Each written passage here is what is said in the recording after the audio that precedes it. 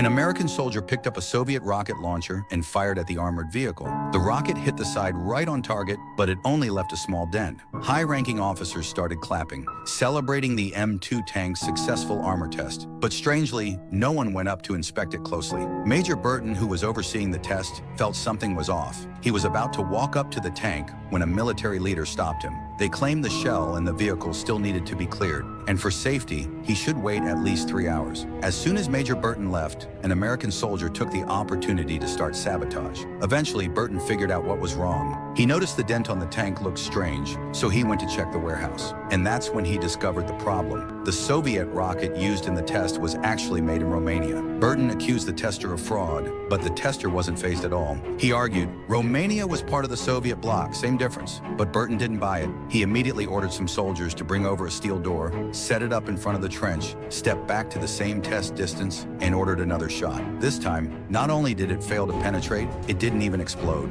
The steel door just got a small dent and could still be reused. As the person in charge of M2 production, Burton insisted on retesting with real Soviet ammunition, but the officers involved thought it was unnecessary, saying nothing would stop the tank from going into mass production. Burton told them to say that in English. One officer replied bluntly, "If you stay in the military long enough, you'll get it." But Burton stood firm. Only real data tells the truth. So he loaded a whole truck of test dummies, stuffed them all into the M2 tank, and carried out another live-fire test using actual Soviet rockets. He thought this would finally expose the truth, but he still underestimated the military's tricks. While Burton was distracted, some soldiers secretly stripped all the dummies. When the rocket hit, it pierced the M2's armor right through. Then a soldier picked up the dummy clothes and claimed it proved the dummies weren't harmed. When Burton checked the clothes, the damaged dummies had already been quietly taken away. That's when he realized the M2 tank's protection was way below standard. He immediately went to argue with the designer, Smith, but Smith just shrugged and said he'd have to take it up with higher-ups. Before leaving, he reminded Burton, one cup cost $150,000. A single nut? $100,000. So Burton went to see General Pat, who was in charge of sign-off. General Pat told him,